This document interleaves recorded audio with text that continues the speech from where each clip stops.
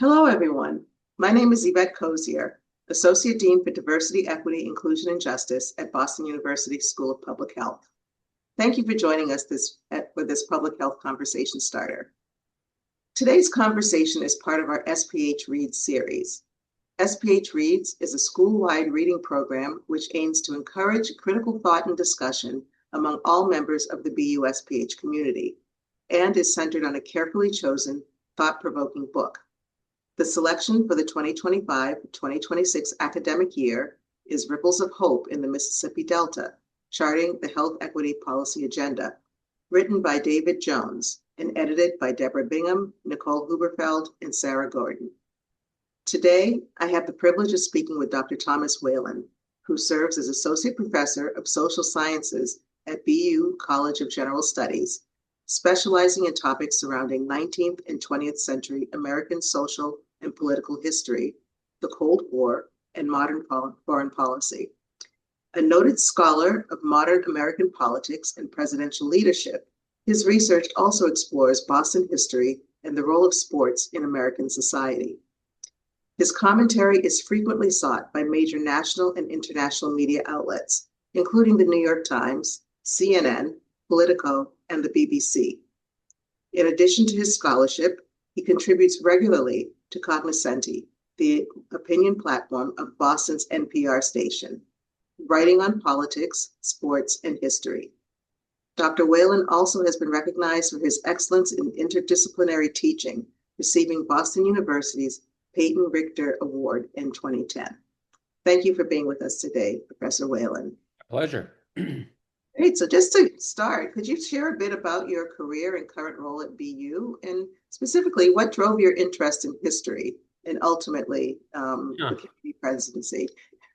Well, I grew up here in New England, north of Boston, and right next door to Salem, where I'm living now. And, history is all around us. We breathe it here in New England. And, I think that from a very young age influenced me. And I went into journalism before I went into academia. And, I covered politics, sports, a whole variety of subjects, including public health. And I was satisfied with it up to a point, but the problem was for me is, you have to do the stories so quickly. You don't have the time to research, to reflect on them. What is the larger meaning of this? How does this connect with everything? And that's what kind of steered me into academia, particularly the field of history and social science. What does it all mean? Providing context. And that's why, I enjoy my present role at BU, as a teacher and as a researcher, as writing books, because to me it's an opportunity to understand the wider world, beyond Boston, and try to make those connections and share my knowledge with others. And it's been very satisfying. Oh, well, that's great. I hope that our students will take that to heart to recognize that we can't really look at this Better. in isolation. Exactly. But it's right. We really need a historic lens on everything that we do. In the current political moment, many people are familiar with RFK Jr., the current HHS secretary. But his father, RFK Sr., or Bobby Kennedy, as I recall, and being referred to, was also an important figure in American history. For those who are not familiar with the senior Kennedy, can you tell us who Bobby Kennedy was? Well, Bobby Kennedy, in some ways, was the runt of the litter in the Kennedy family, the famous political dynasty that, has really been at the forefront of American history since the end of World War II. And, he was the young brother who wasn't considered very bright. And, the stars in the family were his older brother, John, and his other older brother, Joseph. Joseph died during World War II. And John F. Kennedy assumed kind of the mantle of hope for the family because the patriarch of the family, Joseph P. Kennedy, wanted one of his sons to become president of the United States, the first Catholic president of the United States. And of course, John Kennedy realized those dreams. But along the way, John Kennedy recognized that his younger brother, who everyone had kind of dismissed as kind of a sissy within his own family, that's the way they described him, really had a sharp mind, particularly for politics. And Robert Kennedy became his campaign manager in 1952 here in Massachusetts, in essentially the Senate race that made the Kennedy dynasty. Because at that point, John Kennedy had served in the Congress, and he was more or less a backbencher. Not many people knew about him on a national scale. But he decided in 1952 to take on one of the leading names in national politics and the head of a political dynasty here in Boston and New England, the Lodge dynasty. It was Henry Cabot Lodge Jr. And Robert Kennedy was tough as nails. He was a brilliant strategist, and with his help, his brother eked out a close victory against Henry Cabot Lodge and the Lodge dynasty. And after that, the Lodge dynasty basically fell apart. And the Kennedys, in some ways, took its place. So they're like two ships passing in the night here, politically speaking.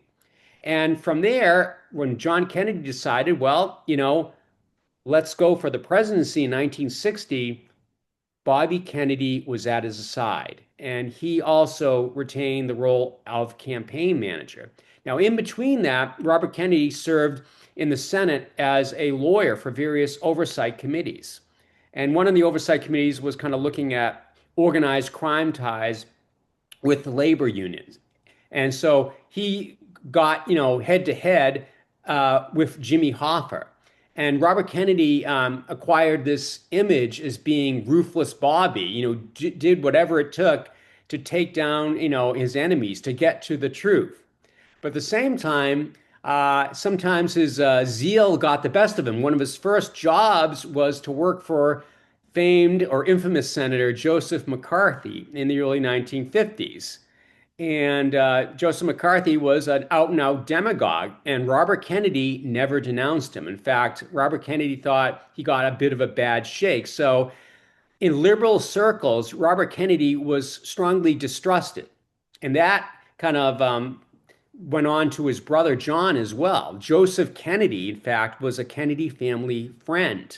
He'd go down to Cape Cod during the summers and play softball with them. But on one day, I think he played shortstop. He made 3 errors, so they never invited him back to play. Kennedys only want winners, right? He also hated 2 of the Kennedy sisters. Oh. So it was a very interesting relationship. And he was a Republican as well. But the McCarthy stain, was with the Kennedys throughout the Kennedy presidency. A lot of liberals just never forgave John Kennedy for his association, but particularly Robert Kennedy for never denouncing him. And, Robert Kennedy, truth be told, he was a bit of a crusader when it came to his role, kind of busting bad men, as he called it, in the Congress as a lawyer. But he was also very conservative, a staunch Cold Warrior when he was younger.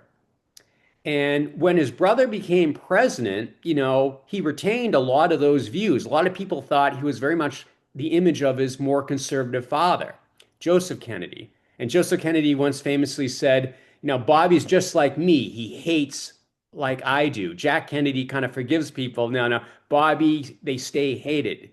And he thought that was a compliment. But Bobby Kennedy, unlike his brother, held grudges. But when his brother becomes president, he taps him as his attorney general at his father's insistence, because his father said, if you're going to be president, you need someone close that you can trust. And this is before laws were passed where you can't do that anymore, where your brother is attorney general or a family member. So, and he basically was considered in Washington the second most powerful figure in the federal government next to his brother. He was kind of a co-president in many ways. But as attorney general, a remarkable thing happened. He had, a epiphany in the sense that, he became more liberal, more sympathetic to social justice causes, and was a leading figure in helping the civil rights movement move forward. And, so he gradually moved from that kind of staunch conservatism to liberalism. Though there were bumps on the road. For example, he signed off on the bugging of Martin Luther King Jr. the surveillance that FBI Director J. Edgar Hoover insisted on, though that might have had something more to do with J. Edgar Hoover more or less blackmailing his brother. His brother, as we now know, carried on a number of liaisons with various women, and he got involved in scandals or potential scandals. And Hoover's price for covering them up, not saying anything, was, well, I want surveillance on Martin Luther King Jr. And his brother kind of dutifully followed through on that. So that is certainly a stain on his legacy as Attorney General. But overall, Robert Kennedy is considered one of the best Attorney Generals of the entire post-war period. Wow. And one thing I just want to go back and ask you to clarify. It was Joseph McCarthy who was invited to Kennebunkport. I mean, Down to Hyannisport. Yes. Yeah, I mean, he was a family friend, and John Kennedy himself, that became a campaign issue in 1952 when he was running against Lodge. That he was too close to McCarthy, and liberals, which is strange to think about now. The Kennedys weren't considered, liberal icons in the day. They were considered rather conservative, perhaps too conservative in the minds of many Democrats. Oh, wow, that's very interesting. Well, one of the reasons of bringing up Bobby Kennedy at all is in this book, Ripples of Hope, the author was following Bobby Kennedy's journey into the other America, if you will, where those were less fortunate, but also really away from the public eye, largely. So referring back to a BU piece that you wrote back in 2018 about the 50th anniversary of Bobby Kennedy's passing, you wrote about his unique ability to connect with the disaffected and disenfranchised. So can you say a little bit about, again, that transition that he was making, to being moving forward the civil rights movement, but then afterwards trying to really connect with the everyday person, and especially those who are most marginalized? Sure. I think it goes back to his childhood because, he wasn't very popular. He was very shy, withdrawn. He was kind of a loner. And in many ways, he was a loner throughout his entire life. He was the outsider, the other. And when he became Attorney General, and then later Senator from New York, he had a natural connection to those people who were, not paid attention to, who were on the outs. And he had this amazing intellectual curiosity that you don't see in politicians. Politicians are always for the next election. Bobby Kennedy was really fascinated how everyday people lived. And, poverty became a kind of moral crusade for him because, living in Hyannisport, living, in one of the richest families at the time in the entire country, he had always been cut off. He grew up during the Great Depression, but he never felt the Great Depression because that's, how different the Kennedy, they were the top 1% in the day. But now, when he's Attorney General and Senator, he travels broadly around the country. He sees how people live. He rubs elbows with them. And during World War II, although he didn't fight in combat, he served in the Navy. And for the first time in his life, he gets to see a diverse group of people or rub elbows with them. And that really opened his eyes to possibility. And I think that was the great quality of Robert Kennedy. Aside from the intellectual curiosity, his ability to change, his ability to evolve. And his brother was the same way. They did not remain fixed in their ideological silos that they had earlier been in their lives. And, that's what made Robert Kennedy the kind of iconic liberal figure that we know today, that he evolved to a point where he became a champion of the poor. And you look at his relationship with Cesar Chavez in California and, helping migrant workers organize union. I mean, he was fully on board with that. And when you think about it now, not many people, not many politicians are going to be on the side of migrant workers organizing. But Robert Kennedy, also I think the factor here is he was deeply Roman Catholic. And he I think, was kind of more on the Roman Catholic side of, of social reform.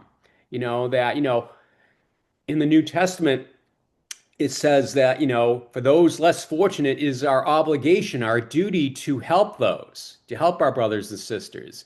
And Robert Kennedy really took that to heart. And Rose Kennedy, his mother, really drummed that into him as a child. In fact, Robert Kennedy was her favorite child. So part of it was driven by this deep religious Catholic reformist faith that, he carried with him to his grave. Wow, wow.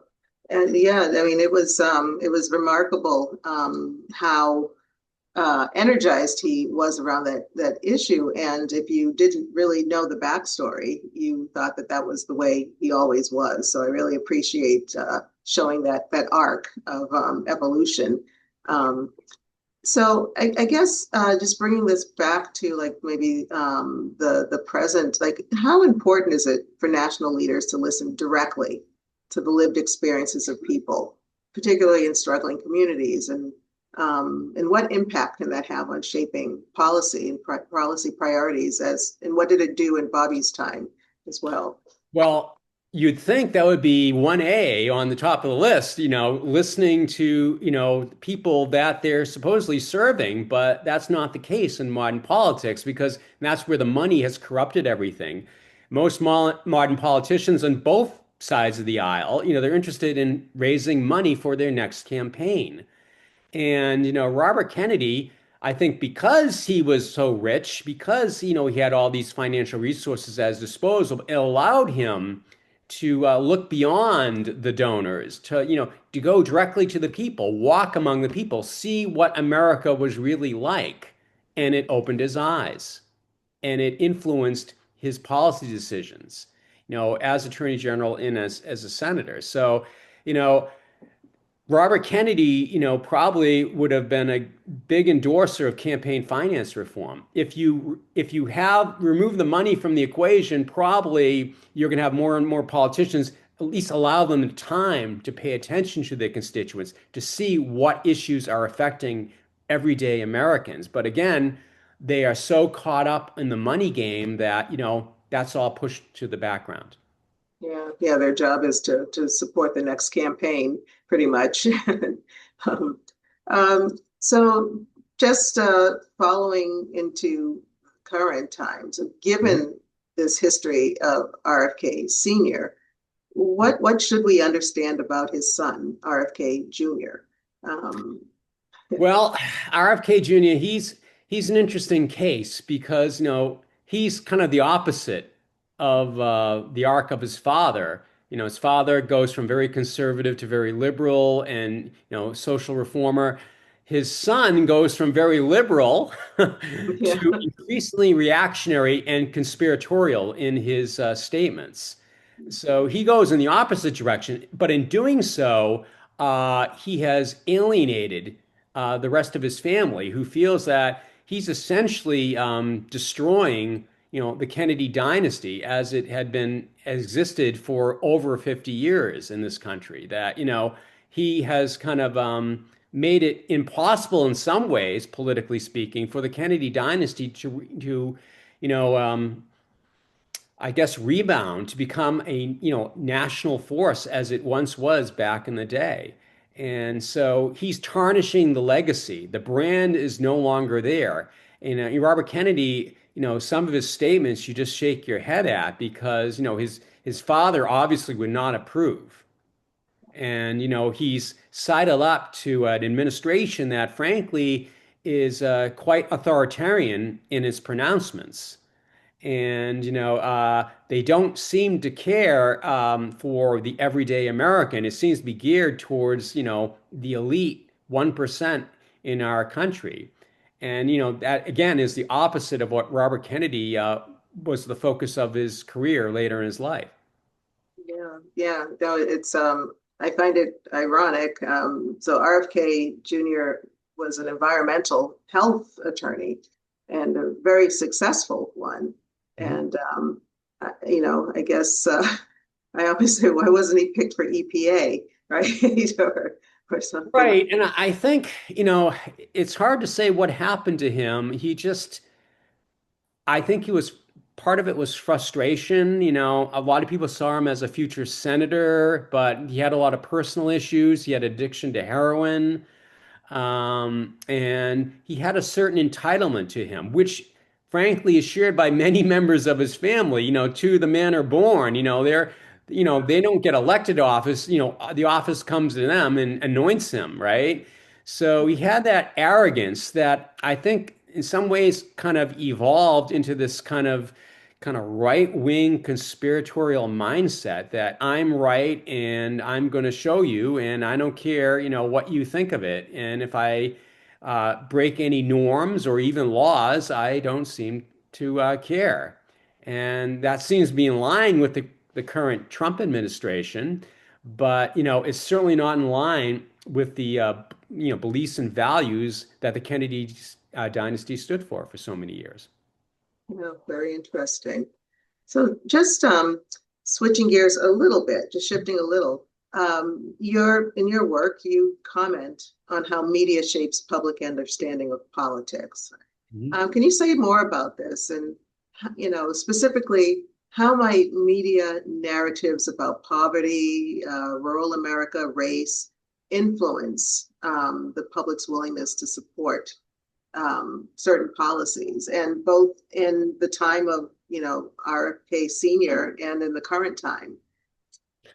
Well, the problem is now, it's all up again, we have the money problem and, the corporatization of mass media that, we have all these mergers and, they are trying to sell ad space to advertisers, well-off advertisers.